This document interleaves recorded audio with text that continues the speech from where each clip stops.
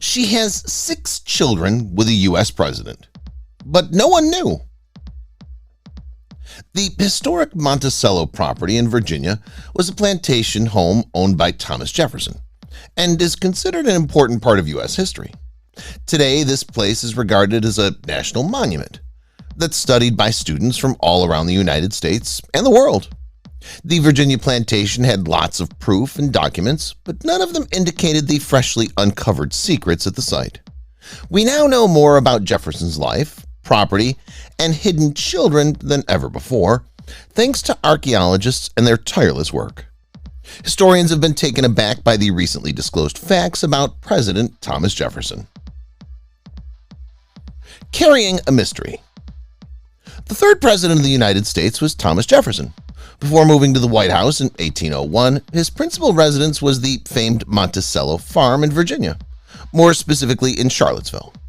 The Monticello estate was built beginning in 1768, and it's now a national landmark whose Italian name translates to Little Mountain.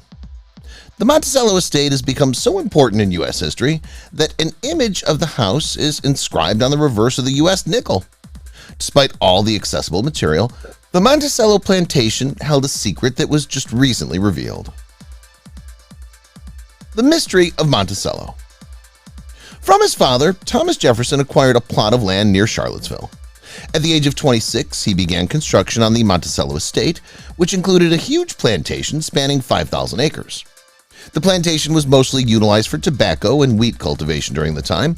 However, the president's plantation, like any other in the United States at the time, was linked to one of the darkest elements of American history: slavery.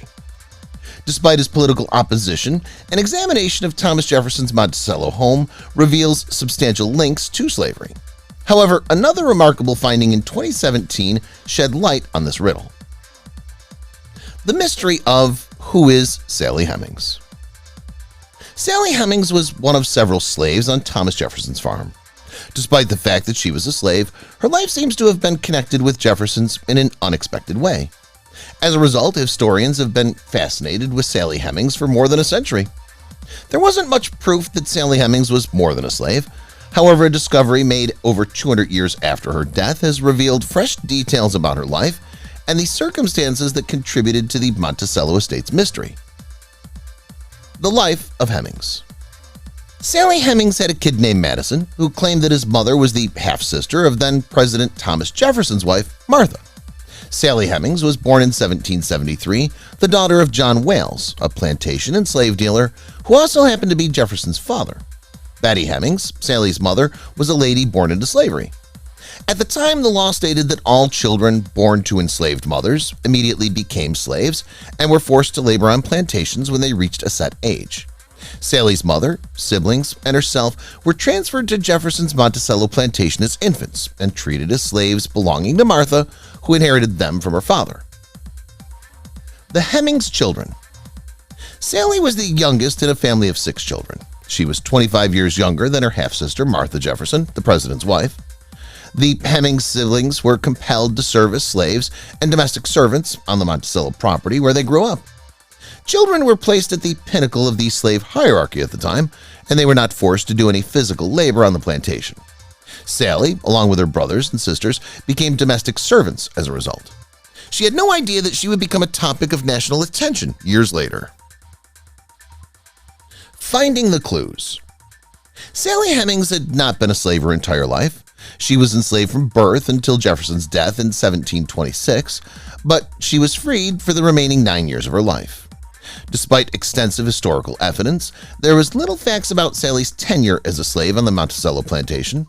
Several key clues were unearthed as a result of archaeological finds, allowing us to better comprehend the life of this extraordinary woman. Only an enslaved blacksmith called Isaac Granger Jefferson described this woman, describing her as very near white, quite attractive, with long straight hair down her back. Other than this written description, there was no visual evidence of the appearance of this significant woman in U.S. history.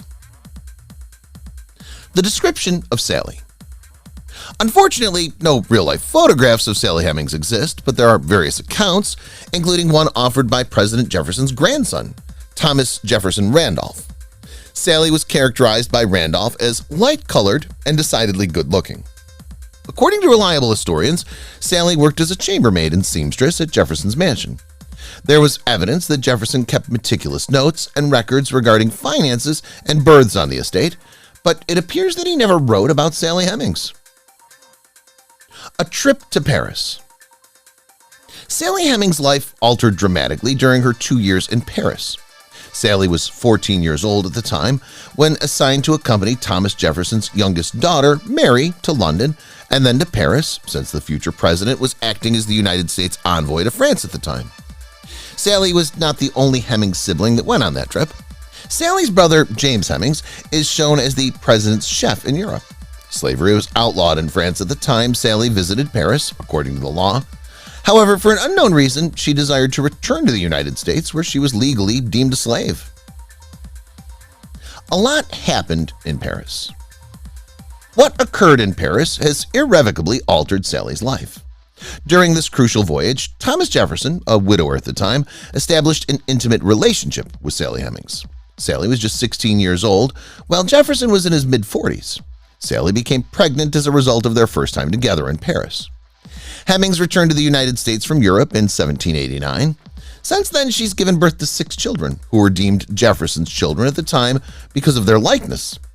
Despite the fact that Jefferson and Hemmings were clearly involved in an intimate connection, nothing was published about it until almost 20 years later. Rumors and guesses. The earliest recorded documentation of the affair appeared in 1802. The Jefferson-Hemmings controversy was a report produced by one of Thomas Jefferson's opponents. Jefferson's family, on the other hand, openly disputed any accusations that Thomas Jefferson was the father of Sally's children. Nonetheless, Jefferson never included the name of the father of the Hemmings children in his farm book. Sally's children lived to be adults, 4 of the 6 she gave birth to. Jefferson finally released them from slavery, proving that the rumors about his being their father were accurate. Despite this action, Jefferson's family continued to refute these charges, and historians disputed this theory for the following 150 years.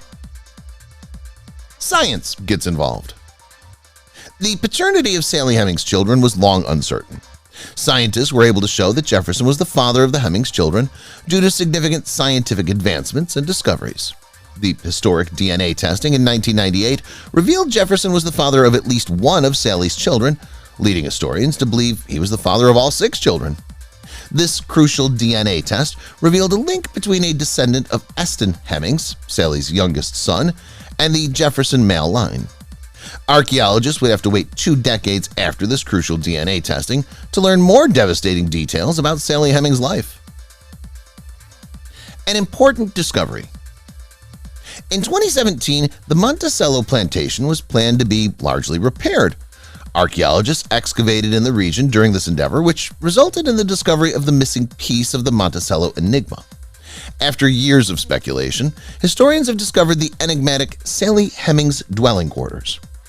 Archaeologists uncovered something significant while attempting to unearth the original layout of the south wing of the Monticello Plantation main house. They discovered the room that had been concealed for generations, and it was so cleverly hidden that no one could have imagined where it was. The hidden room. The south pavilion of Monticello's main home was remodeled multiple times, both during and after Jefferson's lifetime. When it became a museum in the 20th century, the site underwent many remodeling efforts. However, no one could uncover Sally Hemmings' hidden chamber since it was built beneath a contemporary bathroom above it in 1941. The depicted restroom, which was erected in 1941, was refurbished again in the 1960s when it was extended to accommodate more guests to Monticello. Despite all the building and refurbishment, Sally Hemmings' concealed chamber remained unseen. You'll be astonished to learn what compelled archaeologists to dig further. Reanalyzing the case. Historians discovered a manuscript written by one of President Jefferson's grandsons while retracing the history of Monticello. According to this record, Sally's chamber at the Monticello property was actually placed in the south wing of the main house. Even though specialists couldn't be certain whether this information was accurate, it didn't take long for them to realize that there may be something lurking beneath the newly refurbished bathroom. No one could have predicted that they were going to discover some amazing historic artifacts, despite their crazy imagination. Stunning discoveries. When it came time to begin the hunt, archaeologists demolished Monticello's current men's laboratory and dug through the earth until they discovered the remnants of Sally Hemmings' 14-foot living area. Surprisingly, the original brick flooring from the early 1800s was still there in the chamber. Archaeologists discovered even more unexpected shocks as they dug further. They discovered the original brick hearth and fireplace. However, aside from what was hidden inside the chamber, its placement added to the mystery. Sally's chamber was interestingly close to President Jefferson's bedroom. Could it just be a coincidence? Finding the meaning. Given the near proximity of Sally's chamber to Thomas Jefferson's private quarters, historians have more concrete proof that Thomas Jefferson was really the father of Sally's children. The proximity of their apartments, together with genetic evidence supplied by the DNS test undertaken in the 1990s, led historians to infer that Jefferson was the father of Hemmings' children. "This room is a real connection to the past," said Fraser Neiman, Monticello's head of archaeology. "We're uncovering and discovering artifacts by the hundreds. This hidden chamber gave even more facts about the life of this fascinating woman who was transported to the Monticello farm as a slave."